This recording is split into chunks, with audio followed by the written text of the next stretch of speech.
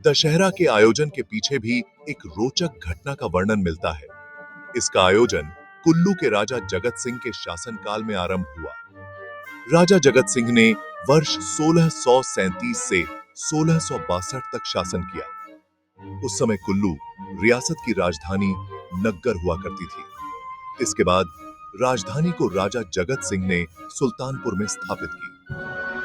राजा जगत सिंह के शासनकाल में मणिकर्ण घाटी के गांव टिप्परी में एक गरीब ब्राह्मण दुर्गादत्त रहता था और एक दिन राजा जगत सिंह धार्मिक स्नान के लिए मणिकर्ण तीर्थ स्थान पर जा रहे थे। किसी ब्राह्मण ने राजा को यह झूठी सूचना दी कि दुर्गादत्त के पास एक पाठा यानी 1.5 किलो सुच्चे मोती हैं जो आपके राजमहल से चुराए हैं। उसके बाद जब राजा मणिकर्ण गए तो उन्होंने बिना सोचे समझे तुरंत आदेश दिया कि अगर दुर्गादत्त ने मोती नहीं लौटाए तो उसे परिवार सहित समाप्त किया जाए। ब्राह्मण को मौत के घाट उतारने का ऐलान।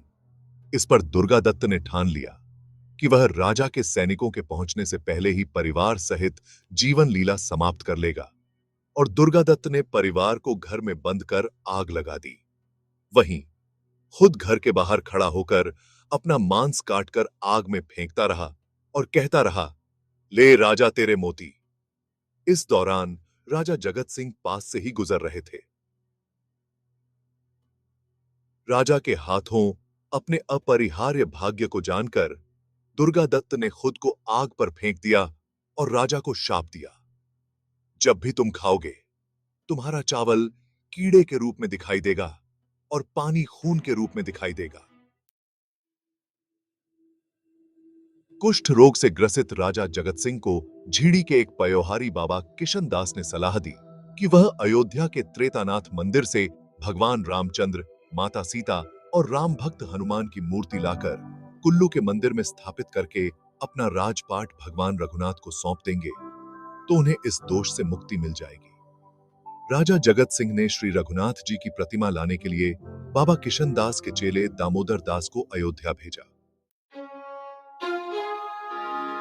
मूर्ति लाने पर राजा को मिली रोग से मुक्ति।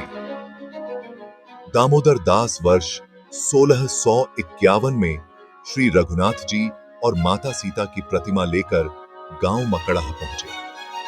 माना जाता है कि ये मूर्तियां त्रेता युग में भगवान श्री राम के अश्वमेघ यज्ञ के दौरान बनाई गई थीं। वर्ष 1653 में रघुनाथ जी की प्रतिमा को मणिकर्ण मंदिर में रखा गया और वर्ष 1660 में इसे पूरे विधि विधान से कुल्लू के रघुनाथ मंदिर में स्थापित किया गया। राजा ने अपना सारा राजपाट भगवान रघुनाथ जी के नाम कर दिया तथा स्वयं उनके छड़ीदार बने। कुल्लू के 365 देवी देवताओं ने भी श्री रघुनाथ जी को अपना इष्ट मान लिया। इससे राजा को कुष्ठ रोग से मुक्ति मिल गई। रोग मुक्त होने की खुशी में राजा ने सभी 365 देवी देवताओं को निमंत्रण दिया और खुशी में उत्सव मनाया, जो बाद हर साल मनाने से यह एक परंपरा बन गई।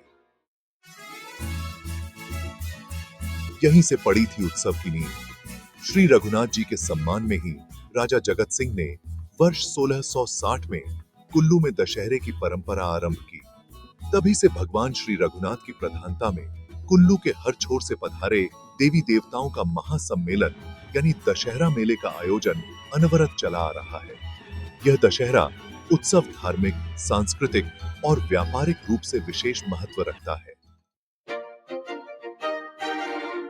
अंतर्राष्ट्रीय स्तर तक का सफर।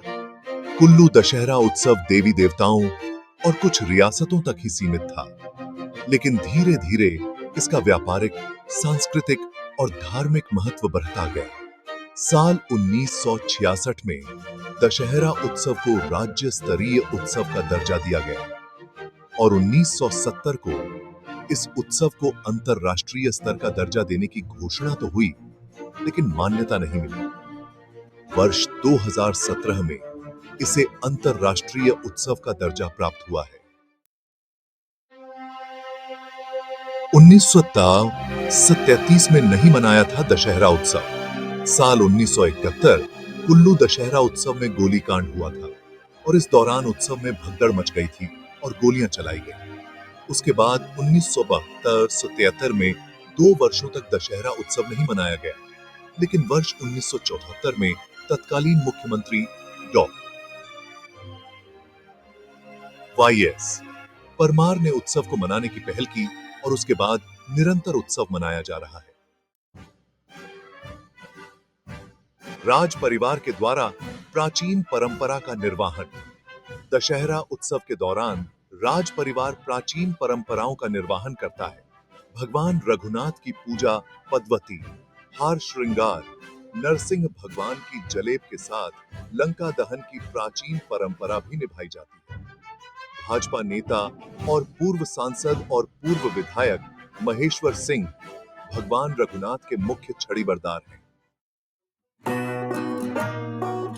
ललहड़ी परंपरा का नृत्य। 18 अक्टूबर को कुल्लू घाटी की सांस्कृतिक धरोहर को प्रदर्शित करने वाले पारंपरिक लोक नृत्य ललहड़ी की खूबसूरती का आनंद लें। यह नृत्य शैली पीढ़ियों से चली आ रही है, जिसमें हर लयबद्ध कदम और मधुर धुन हिमाचल की समृद्ध विरासत को दर्शाते हैं। ललहड़ी नृत्य में पारंपरिक परिधान पहने नर्तक अपनी हरकतों और संगीत के माध्यम से कहानियां बुनते हैं। यह न केवल एक दृश्य और श्रवण उत्सव है, बल्कि संस्कृति, परंपरा और कला का जीवंत अनुभव भी है। यह नृत्य आपको हिमाचली विरासत और एकता के उत्सव में शामिल होने के लिए आमंत्रित करता है, जो इस समृद्ध परंपरा का प्रतीक है। अंतरराष्ट्रीय सांस्कृतिक मंडलियां।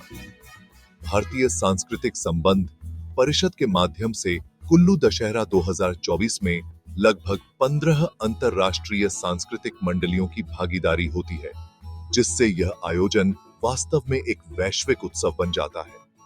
ये मंडलियां अपने साथ विश्व संस्कृतियों की समृद्ध झलकियां लेकर आती हैं, जो उत्सवों में एक अंतरराष्ट्रीय स्वाद जोड़ती हैं। प्रत्येक मंडली एक सांस्कृतिक राजदूत के रूप में कार्य करती है, जो मंत्रमुग्ध कर देने वाले प्रदर्शनों के माध्यम से अपने देश की परंपराओं का प्रतिनिधित्व करती है। यह अंतरराष्ट्रीय उपस्थिति न केवल उत्सव को समृद्ध बनाती है, बल्कि सांस्कृतिक आदान प्रदान और समझ को भी बढ़ावा देती है। यह एक अवसर है दुनिया की संस्कृतियों की सुंदरता और विविधता को देखने का, जहां सभी कुल्लू में एकत्रित होकर कला, संगीत और नृत्य के माध्यम से मानवीय अभिव्यक्ति की सार्वभौमिकता का जश्न मनाते हैं।